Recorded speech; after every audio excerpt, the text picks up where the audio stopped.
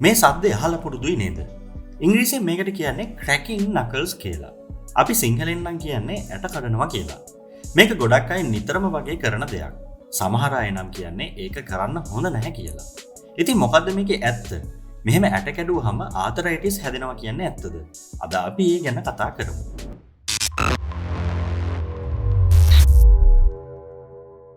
ඇඟිලි වල ඇට කඩන එකෙන් හානියක් වෙනවා කියලා සමහරු කිව්වට ඇත්තටම හානියක් වෙන්නේ නැහැ. හැබැයි සමහරුන්ට ඒ සද්දේ හරිම කරදරයක් වෙන්න පුළුවන්.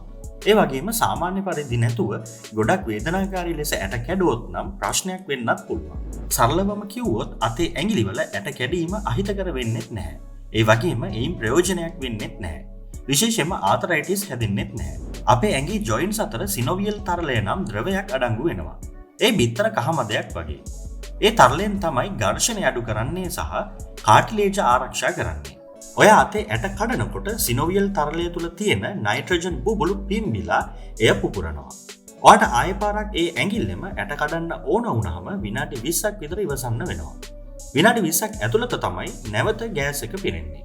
මේ විදිහට ඇට කැඩුවහම ඔබට තෘප්තිමත් බවක් දැනෙනවා ඇති. ඒක මනෝවිද්‍යාත්මක සංසිද්ධියක් බව වෛද්‍යවරු පවසනවා. කැලිෆෝනියාවේ වෙසෙන වෛද්‍යවරයෙක් තහවුරු කරලා තියෙනවා මෙහෙම ඇට කඩන එකෙන් ශරීරයට අහිතකර ප්‍රතිඵල නොවන බව. ඔහු විසින් වසර ගණනක් පුරා තමාගේ එක් අතක ඇට කඩන එක පුරුද්දක් විදිහට කරලා තිනවා. ඔහු නිතර එක්ස්රේ අරගෙන පරීක්ෂා කරලා තිනවා ඇඟිලිවල වෙනසක් හෝ ආතරයිටිස් රෝගී වැළඳෙයිද කියන එක ගැන. හැබැයි වසර ගණනක අත්හදා බැලීමෙන් පස්සේ තමයි ඔහු හෙළි කරගත්තේ එසේ ඇට කැඩීම ශරීරයේ සන්ධිවල කිසිදු වෙනසක් සිදු නොවන බව. හැබැයි ඇත්තටම ඇට කඩන එකෙන් පසු ආබාධ තත්ත්ව ඇති වෙන්න පුළුවන්. 1990 වර්ෂයේදී සිදු කළ පර්යේෂණයක සඳහන් වෙනවා මෙහෙම කාලාන්තරයක් තිස්සේ ඇට කැඩුවහම ඉදිමීම හා අතෙහි ග්‍රහණය කර ගැනීමේ ශක්තිය අඩු වෙන බව. හැබැයි අද වෙනකම් මේ පර්යේෂණ පිළිබඳ අවසන් නිගමනයක් නැහැ. ඉතින් ඇත්තටම ඇට කඩන එකෙන් ඔයාට යහපත් ප්‍රතිඵලයක්වත් අයහපත් ප්‍රතිඵලයක්වත් වෙන්නේ නැහැ. හැබැයි ඒ සද්දේ නම් සමහරු අකමැති සද්දයක්. ඒ නිසා පිරිසක් ඉන්න තැනක මේක නොකර ඉන්නවා නම් වඩා හොඳයි. හැබැයි ලොකු ශක්තියක් යොදලා ඇට කැඩුවොත් නම් වෙනත් ආබාධවලට ලක් වෙන්නත් පුළුවන්.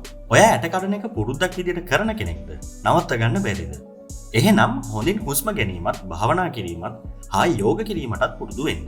එතකොට ඉබේම ඇට කඩන එක මගේ හැරේවි. ඉතින් ඔයාට මොකද මේ ගැන හිතෙන්නේ? ඔයත් නිතරම මේ විදිහට නකල්ස් ක්‍රැක් කරන කෙනෙක්ද?